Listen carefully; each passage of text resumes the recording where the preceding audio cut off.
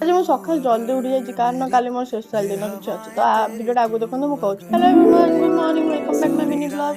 ଏଠି ମୁଁ ସକାଳୁ ଜଲ୍ଦି ଉଠି ଯାଇଛି କାରଣ କାଲି ରାତିରେ ତ ଶୋଇ ହଉନି, ଏତେ ଗରମ ତ ଶୋଇ ବି ହଉନି।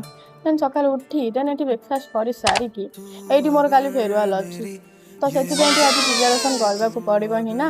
ତ ମୁଁ ତ ଚମକେଇ ଦଉଛି, ଲାଇଭ୍ ତ ଚମକେଇ ପାରୁନି, ମୁହଁଟା ହିଁ ଚମକେଇଛି, କଣ ହିଁ ଆଉ ହବ। ଦେନ୍ ଏଠି ମୁଁ ଆସିବି ବୋଲି ସନ୍ଧ୍ୟାରେ ଆଇବ୍ରୋ ସେଭ୍ କରିକି ପଳେଇ ଆସିଲି, ଟିକେ ସୁନ୍ଦର ଦେଖାଯିବାର ଅଛି ନା କଲେଜରେ। ଦେନ୍ ଏଠି ଆମ ଘର ପାଖରେ ତାରିଣୀ ମା ମନ୍ଦିର ଥିଲା, ତାଙ୍କର ସେଠି ଆଜି ପୂର୍ଣ୍ଣାଳତି ଥିଲା। ଦେନ୍ ପଳେଇଥିଲି ଦେଖିବାକୁ, ବହୁତ ଖୁସି ଲାଗିଲା ସେଇଠି ଯାଇକି।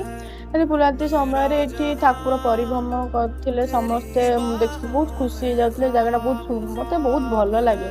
ମାଙ୍କ ପାଖକୁ ଆସିବ ଆଉ ମାଙ୍କୁ ଦେଖା କରିବାନି ଏମିତି ହେଇପାରିବନି। ଦେନ୍ ଗଲି ମାଙ୍କୁ ଟିକେ ଦେଖା କରିବା ପାଇଁ, ଟିକେ ଦର୍ଶନ କରିଦେଇକି ଆସିଲି। ଆପଣମାନେ ବି ଏଠି ଦର୍ଶନ କରିଦିଅନ୍ତୁ। ଏଠି ମୁଁ ସମସ୍ତଙ୍କୁ ପ୍ରାର୍ଥନା କରିବି କି ସମସ୍ତେ ଖୁସିରେ ରୁହନ୍ତୁ। ଦେନ୍ ଏଠି ମନ୍ଦିର ଫନ୍ଦିର ସବୁ ଦର୍ଶନ କରି ସାରିକି ଦେନ୍ ମୁଁ ଘରକୁ ପଳେଇ ଆସିଥିଲି। ଯଦି ଆପଣମାନେ କାଲି ଫେରୱାଲ ଲୁକ୍ ଦେଖିବାକୁ ଚାହୁଁଛନ୍ତି ଲାଇକ୍ ସବସ୍କ୍ରାଇବ କରିଦିଅନ୍ତୁ।